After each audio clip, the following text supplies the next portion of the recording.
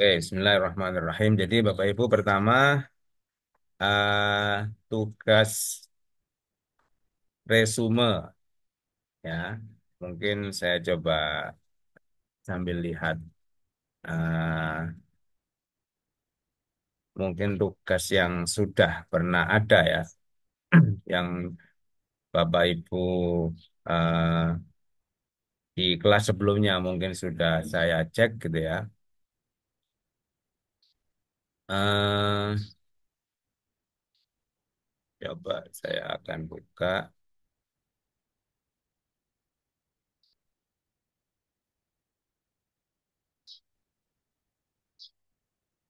Nah, jadi begini Bapak Ibu, saya akan share screen ya.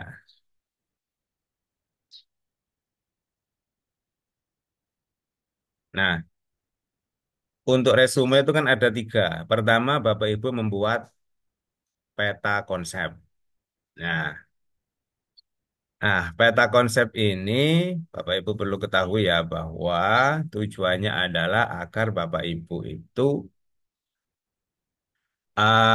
dapat mempetakan ya mana-mana yang penting sehingga kita itu terbiasa untuk menyampaikan pada saat mungkin menjelaskan, memberikan penguatan itu fokus kepada hal-hal yang pokok ya.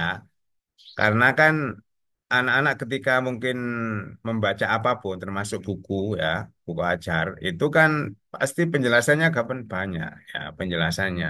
Nah, di antara penjelasan kan ada hal pokok yang menjadi kata kunci yang harus dipegangi ya, yang menjadi kata kunci yang anak-anak maupun kita harus tahu, oh ini bagian yang penting. Nah, dengan adanya peta konsep itu, kita dapat menangkap ya kata kuncinya dan kita langsung merujuk kepada apa pemahaman dari kata kunci itu ya itu maksudnya dari peta konsep. Nah, eh, nanti peta konsep yang saya ini ya yang mungkin menurut saya Bapak Ibu harus kerjakan peta konsep itu eh, perlu dibuat sampai pada hal yang jelas gitu ya, hal yang jelas. Misalnya eh mana ya? Kayak ini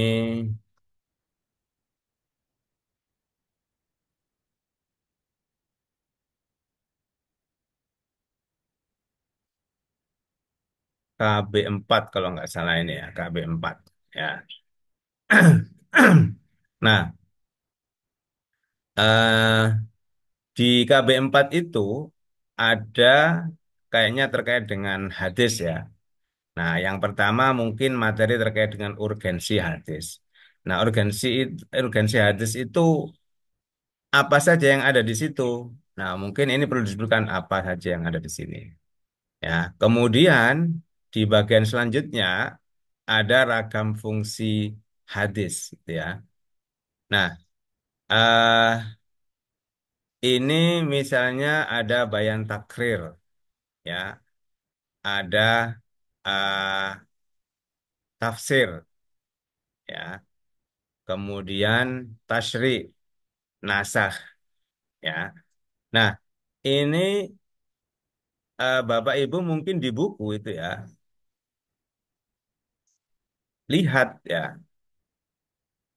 Menurut saya pada peta konsep ini ya, di buku kan mungkin ada contoh ya. Misalnya Bayan Tasri ini ya, Bayan Tasri. Bayan Tasri itu kan mestinya di buku ada contoh. Ini harusnya ada contoh. Contoh surat mana misalnya yang menunjukkan itu fungsinya sebagai Bayan Tasri yang mensyariatkan ya. Kemudian ada mungkin yang Bayan Nasah. Mana contoh hadis yang berfungsi Bayan Nasah. Nah, sehingga itu tidak perlu ditulis apa ya, mungkin hadisnya ya, atau bisa juga saya kira kalau Bapak Ibu cukup ya, memang akan lebih baik dituliskan hadisnya ya, itu. supaya ketika kita membaca ini ya, membaca apa peta konsep itu sudah tergambar. Jadi peta konsep itu sekaligus Bapak Ibu di situ ada rincian yang tidak perlu lagi di bawahnya itu ada penjelasan karena sudah Bapak Ibu masukkan di situ ya. Contoh misalnya begini, di beberapa resume sebelumnya itu ya, misalnya tentang Al-Quran. Al-Quran itu kan ada pengertian. Pengertian itu kan ada dua, ada secara bahasa, secara istilah. Nah, harusnya secara bahasa dituliskan apa?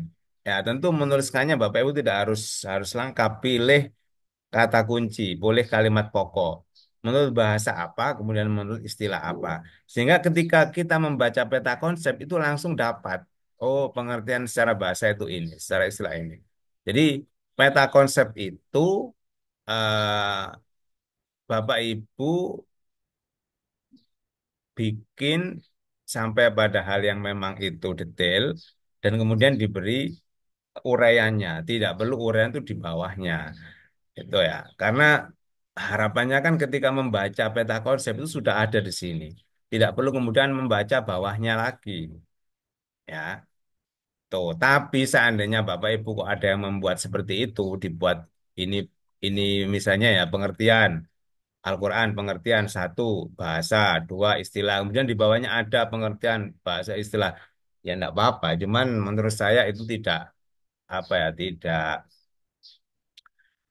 efisien. Karena apa? Ketika membaca peta konsep itu kita harus lari ke bawahnya. Dan sebenarnya bukan itu yang diinginkan, gitu ya. Ini. Jadi tujuannya itu ke sana, ya. Nah, jadi seperti ini ya. Misalnya ini bayan tafsir penjelas itu ada tiga apa satu tafsir al-mujmal ini maksudnya taksis al-am ini maksudnya takkid al-mutlak ini maksudnya. Nah ini akan lebih baik kalau ada contoh ayatnya, contoh hadisnya bukan ayatnya, ini kan fungsi hadis ya, gitu ya. Nah, sehingga ketika Bapak Ibu ini sudah lengkap sampai pada hal yang detail ya dan uraian pokoknya, maka Bapak Ibu itu di bagian selanjutnya tidak perlu diberikan penjelasan. Karena ada yang bikin peta konsep terus di bawahnya itu ada uraian penjelasan panjang-panjang lagi kepanjangan ya. Jadi tidak fungsional. Itu yang pertama tentang peta konsep. Yang kedua, itu ya, itu Bapak Ibu diminta untuk menuliskan materi yang sulit. Jadi di bawahnya itu langsung materi yang sulit apa saja menurut Bapak Ibu, apa materi yang sulit atau istilah yang sulit, kemudian apa penjelasannya. Ya. Yang ketiga itu materi esensial. Nah, materi esensial ini Bapak Ibu mengacu kepada kisi-kisi UP. Bapak Ibu sudah dapat kisi-kisinya?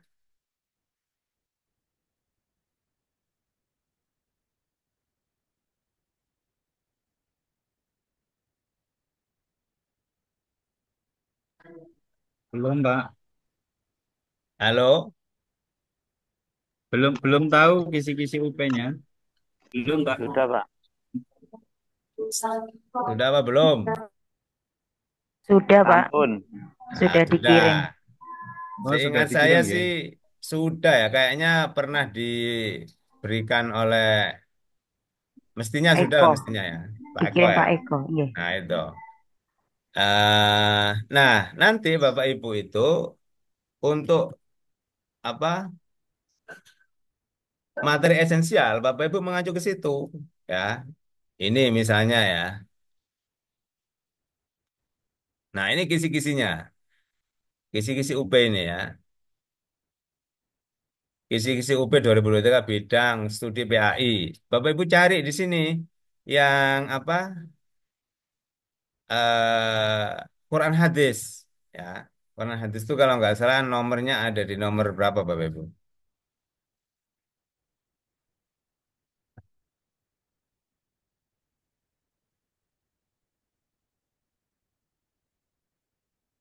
Nah ini ya Quran hadis. Ini konsep tafsir takwil ya kan? Ini mulai nomor 60. ya. Ayat muhkamat, mutasyabihat. Kalau ini kan kodok-kodoknya kan akidah akhlak ya kan. Ini tafsir bil maksur ar-ra'yi, kemudian tahlili maudhu'i, ya, kemudian konsep ikhlas dan toleransi ini ada di materi kita, Quran hadis. Sahih, dhaif, hasan. Ini kedudukan dan keutamaan mencari ilmu, ya, sama. Kemudian anak yatim, terus ini nih, sama tentang anak yatim. Nah, kayaknya sampai nomor 70 kayaknya ya. Kalau ini sudah materi yang lain. Nah, Bapak Ibu membuat materi esensial atau merujuk ke sini, berarti nanti yang dituliskan itu adalah apa? Ini tentang tafsir takwil. Materi tentang ayat Muhammad mutasyabihat, tentang ini. Itu ya. Sehingga Bapak Ibu itu ada rujukan ya, membantu Bapak Ibu menyiapkan materi untuk UP ini. Nah, ketika nanti Bapak Ibu buka apa itu resumenya, nah, itu bisa juga dibuat untuk belajar tentang persiapan UP. Gitu Bapak Ibu ya. Tapi kemarin kan sudah gitu mestinya ya. Sudah Bapak Ibu ya kemarin ya, yang resume. Halo? Iya, Bapak. Ya, kemarin resumenya sudah merujuk kepada UP kan? Iya, Ya. Berarti kan kisi-kisinya udah dapat. ampun. Oke. Bapak Ibu Sampun, ada sampun di-share di grup Pak ya, Eko. ya, ya. Oke. Kemudian sekarang saya lanjutkan untuk yang kedua. Tugas kedua adalah analisa bahan ajar. Saya kira Bapak Ibu sudah tahu ya, tetapi saya mengingatkan bahwa di analisa bahan ajar itu ya, Bapak Ibu ada tiga kan. Pertama, me- menulis tiga konsep ya, tiga hal dalam bacaan. Bapak Ibu milih salah satu ya dari, jadi misalnya eh, saya coba buka dulu analisa bahan ajar.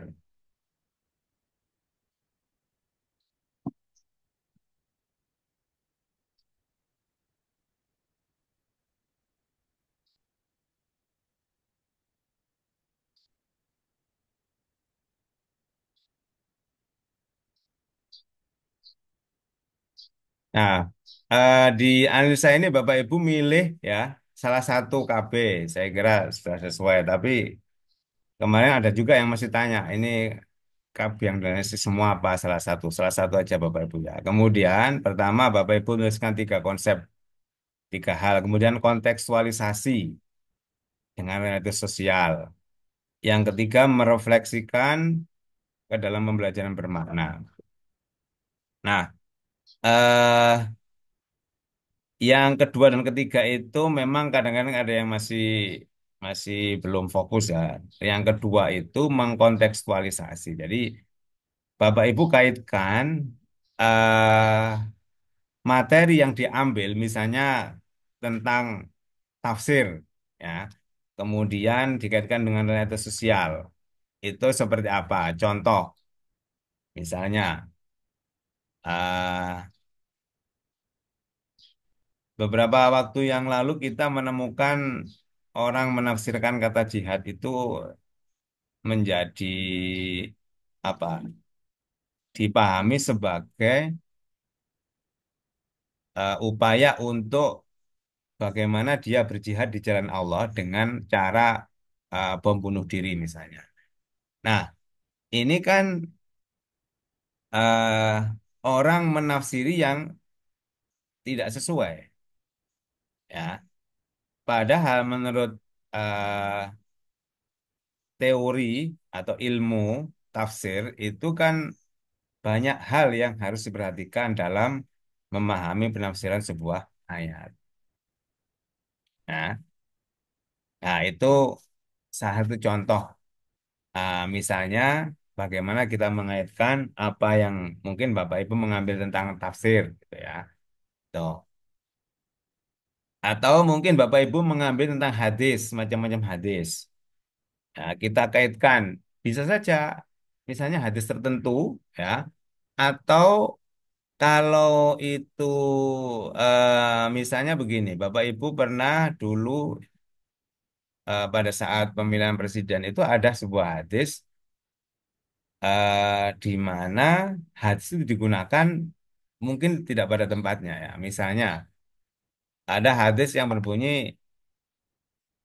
la yufliha qaumun walau amruhum imro'atan, bahwa sebuah kelompok masyarakat itu tidak akan sukses kalau dipimpin oleh seorang perempuan. Nah, apakah sudah benar dalam memahami hadis ini? Padahal ada yang disebut dengan asbabul wurud. Nah, itu berarti kan mengkaitkan tentang ya pemahaman hadis terhadap berlaku sosial yang ada.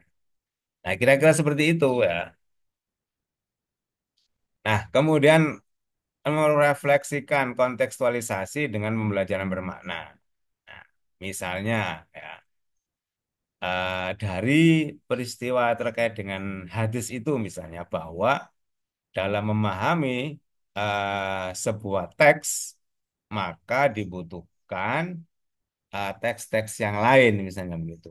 Dibutuhkan untuk mendapatkan informasi yang lain. Misalnya kalau hadis tadi terkait dengan asbabul wurud. Ya. Nah, jadi boleh seperti itu untuk merefleksikan kontekstualisasi dengan pembelajaran bermakna. Ya. Atau mungkin Bapak Ibu ada yang mengaplikasikan gitu ya pembelajaran bermakna itu dalam prakteknya. Dalam prakteknya, misalnya anak-anak diminta untuk eh, apa istilahnya takhrij hadis, misalnya ya untuk mengetahui asbabul wurud, misalnya begitu. Nah, bisa juga itu aplikasi. Ya, kalau Bapak Ibu menuliskan yang ketiga itu dalam bentuk hal yang aplikatif, itu bisa juga seperti itu. Oke ya. Oke ya, jadi ini untuk tugas analisa bahan ajar. Ya. Nah, yang terakhir yang ketiga itu adalah tugas PJBL. Sebelum saya lanjutkan, Bapak Ibu ada yang bertanya tentang dua hal itu, silahkan.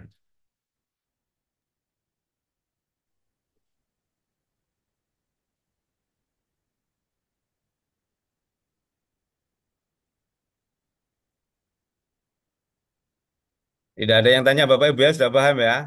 Kalau nanti misalnya, misalnya lah ya, kalau pekerjaannya tidak sesuai dengan tadi yang saya informasikan, karena nggak ada yang bertanya kan berarti jelas. Ya, berarti kan saya mengikuti apa yang kita sepakati hari ini kan gitu. Ini kan penyamaan persepsi, ya kan? Gitu ya. Saya Pak mohon bertanya, Oh ya, silakan. saya Mutratnasari, itu tadi untuk pembuatan peta konsep mohon bisa ditayangkan ulang, karena kemarin-kemarin itu saya mengerjakan materi itu yang pertama peta konsep, terus bawahnya itu resu, kemudian istilah sulit dan materi esensial. Untuk tadi yang Bapak tayangkan peta konsep bersamaan dengan pengertiannya atau resumnya gitu ya Pak. Ya, jadi di peta konsep itu Bapak Ibu langsung berikan penjelasannya ya, ureanya. Jadi tidak ditulis di bawahnya, ya. Misalnya ini, ya. Coba saya mungkin buka aja ya. Contoh tugas resume dari yang sudah ada ya.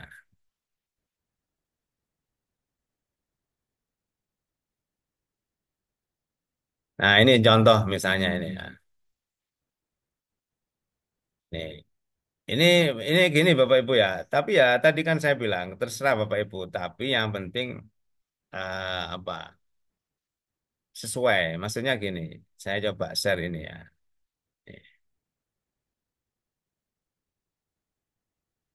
Nah, ini ya. Coba ini lihat Bapak Ibu ya. Ini Al-Quran, pengertian Al-Quran. Karakteristik ayat makam mutasyabihat. Ini pengertian itu kan ada dua.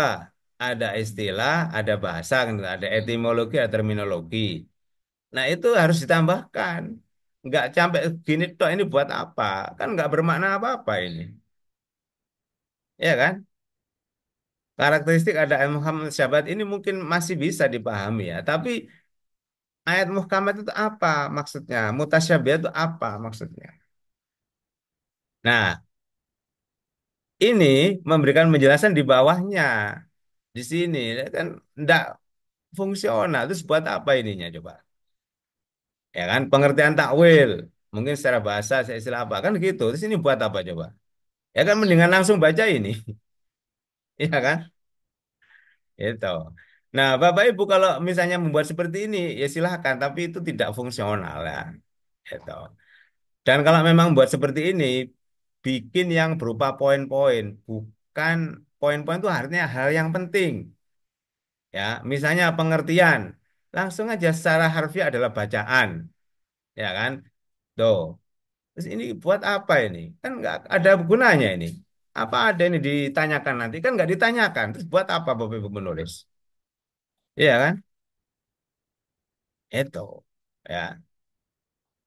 Nah, jadi itu yang saya maksud Bu Ratnasari dan Bapak Ibu yang lain. Bisa dipahami ya?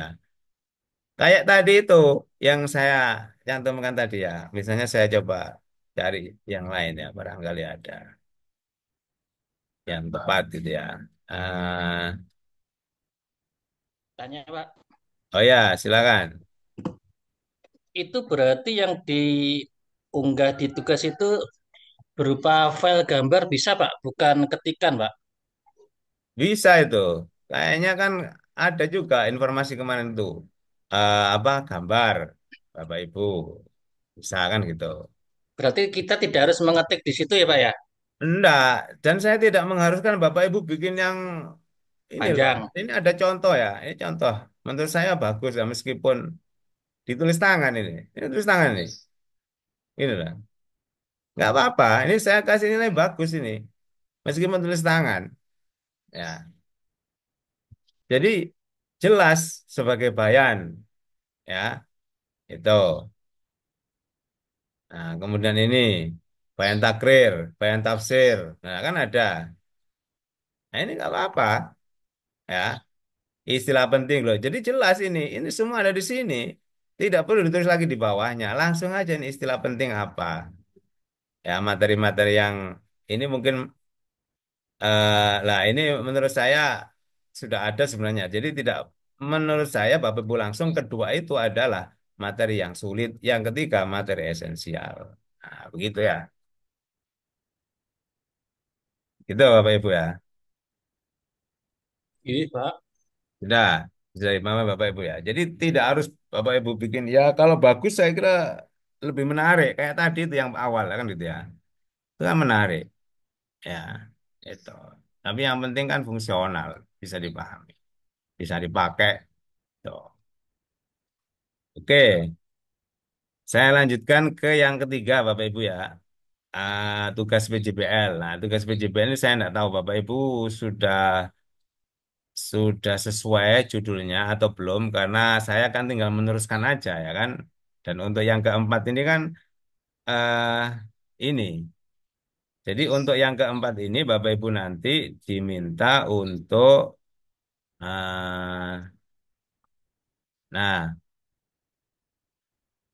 kemarin Bapak Ibu sudah mengidentifikasi masalah, mengeksplorasi penyebab satu dan dua secara literatur maupun secara empiris lapangan. Nah, sekarang yang keempat ini adalah melakukan analisis penyebab masalah, mencari penyebabnya kenapa. Ya, saya nggak tahu judulnya Bapak Ibu apa. Misalnya kemarin yang dicontohkan itu kan ini ya, kalau dari LPTK ya. Dari LPTK itu contohnya, saya buka dulu ya.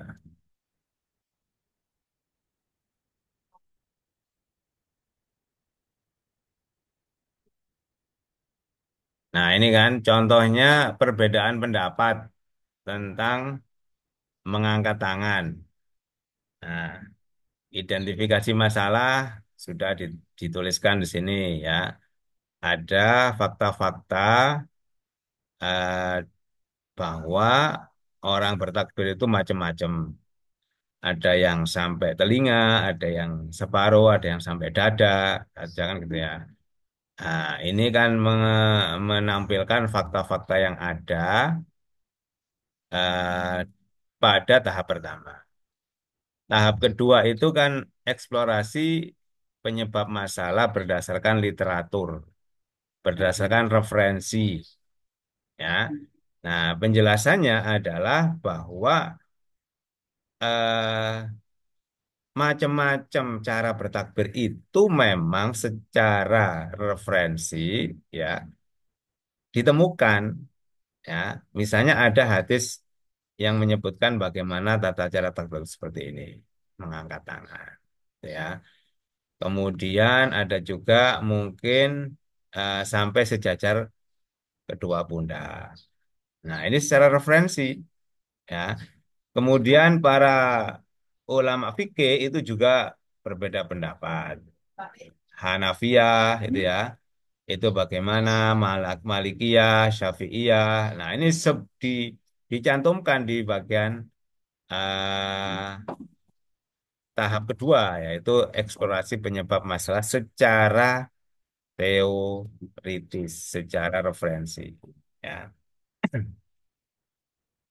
Nah, yang ketiga, yang kemarin itu adalah mencari, mengeksplorasi penyebab masalah berdasarkan realitas, berdasarkan apa fakta-fakta di lapangan. Bapak Ibu, ketika menjumpai apa orang-orang dengan berbeda cara takbir, mungkin bisa ditanyakan bagaimana kok bisa berbeda, kenapa dia melaksanakan takbirnya seperti A, seperti B, seperti C dan sebagainya.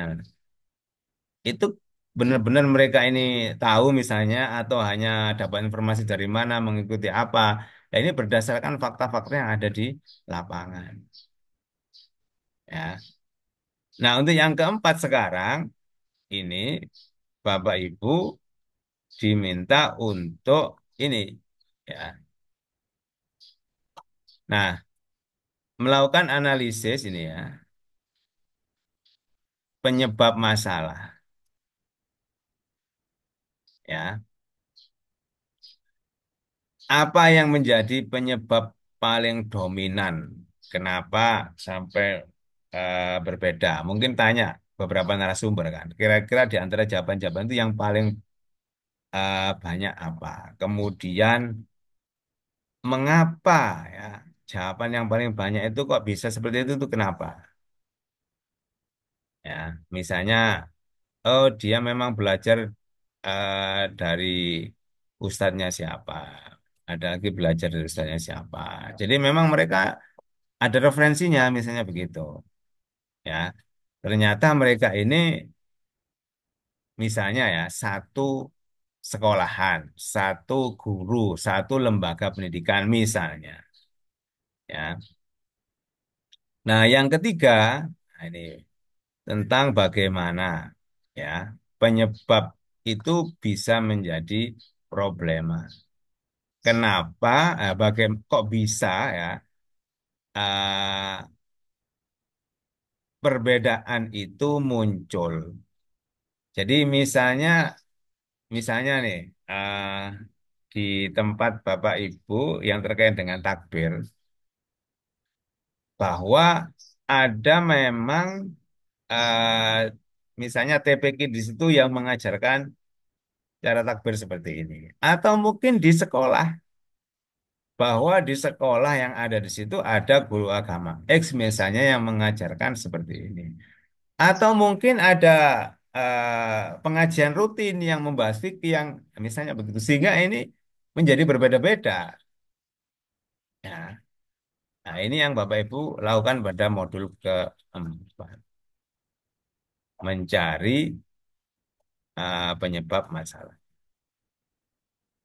Nah, itu Bapak Ibu untuk PJBL pada tahap keempat. Oke, mana? Kalau ada pertanyaan silakan.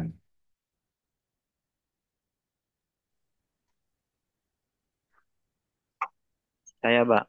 Ya, silakan. Berarti ini untuk resumnya niku untuk peta konsepnya itu bisa pakai tulis tangan, Pak nggih.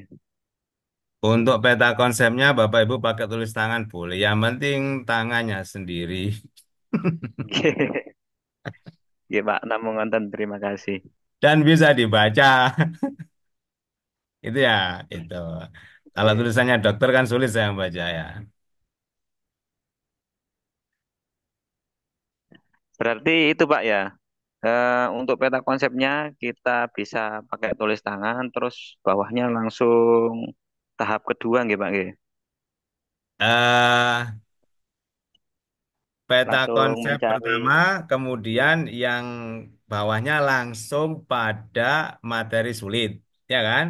Bawahnya lagi Nggih. materi esensial. Tapi yang di atas tuh Ya, harus detail peta konsepnya.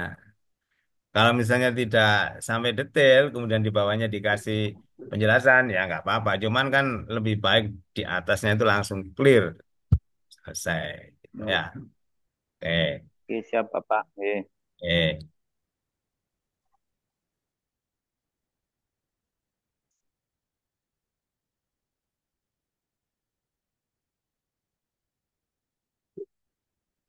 Yang PJBL sudah bisa dipahami, Bapak Ibu?